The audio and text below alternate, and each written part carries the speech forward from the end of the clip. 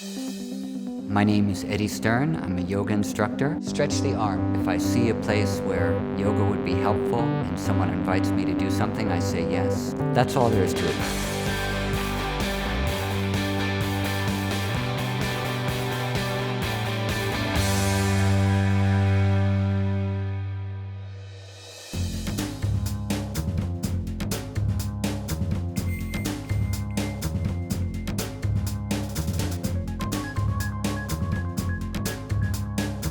How does yoga and meditation, how do you feel that it's given you the ability, has it given you the ability to make better choices? And based on what? I think that one's reality is a result of your intention and your attention. Mm-hmm. If you're giving your intention and attention to making money, then that's what your universe is going to seem like. Mm-hmm. For the first time in my life, I spent more time meditating and practicing yoga than I do fucking. How much time do you spend practicing meditation and yoga now? I have to, just to keep that, keep the odds up. I think I do an hour a day I do like an hour and a half of yoga, and I do 20-20 of meditation. So sort of 2 hours and 10 minutes a day. So that's getting into the territory of them people that are hardcore, isn't it? Yeah, 3 hours is about the minimum to start considering yourself hardcore. I can push to that. So tell me, please, what sort of effect has the yoga had on your profession and art form? What I feel, Eddie, is that it's made a whole new realm accessible to me. Like now when I'm performing live with an audience, I have a sense of genuine communion. I have a different relationship with time now. I feel like I'm very much in the moment. I mean, before I've always been very comfortable with spontaneity and improvisation, but now I'm different. I have different tempos, I feel, accessible to me.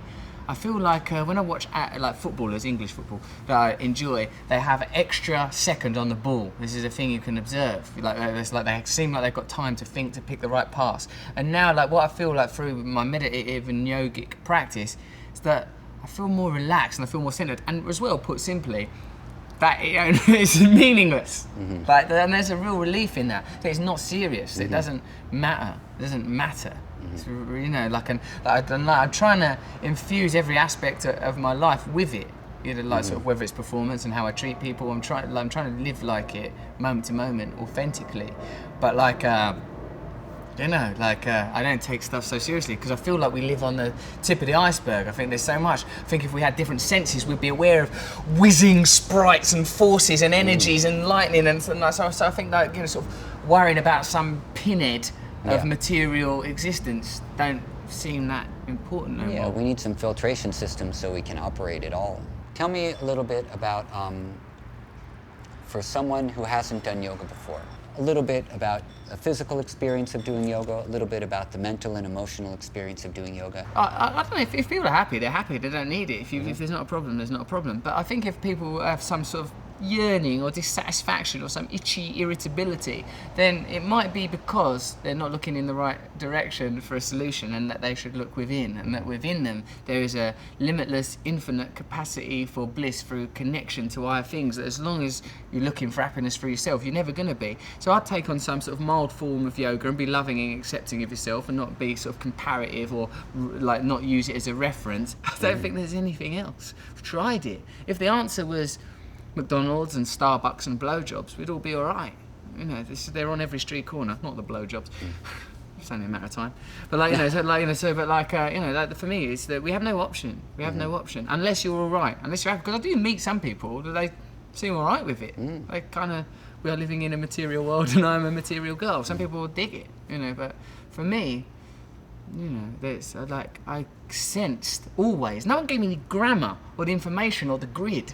No one said, because if you grew up in Essex, in England, no one's going to say to you, this is an illusion, don't try and... People just say to you a version of, get a job, fuck women, be good at football, be good at fighting. People won't tell you that stuff is not going to work. Right now, I'm involved, and a lot of people are involved in bringing yoga to youths in different parts of the country, in different parts of the world, who are at risk for violence, whose parents work 2 or 3 jobs and they never see them, and they're essentially raising themselves. And so we're trying to bring yoga to a lot of these different communities, and a lot of these communities, these are beautiful kids, not to say, oh, this person has grown up in a hard circumstance, so they're this, that, or the other, but these are all like beautiful kids, and we were beautiful, troubled kids once too.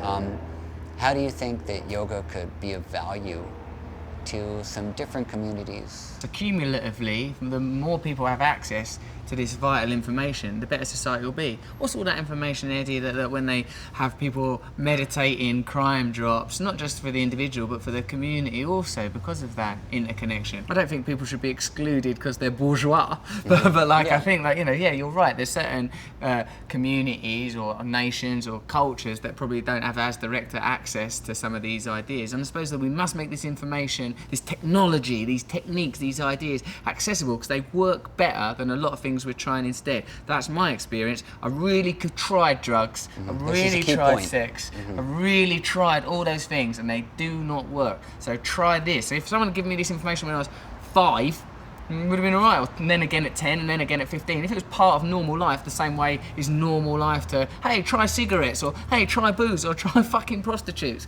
You know, these ideas are more accessible than the actual solution. And I greeted every one of them false messiahs with open arms, and again gave them opportunity after opportunity. And things that actually work, you sort of treat them, you sort of shirk them off as if, like, you know, as if you owe them money, and you don't, well, no, I've got to avoid yoga and meditation. They've been portrayed quite brilliantly by the mainstream as sort of somehow luxury, but into luxury, or artificial, or superficial. It's absolutely integral. It's absolutely the most authentic thing, more real than any of us. I think what you said was great. I really appreciate it. Thanks, Eddie. Thank you for talking to me. Oh, anytime.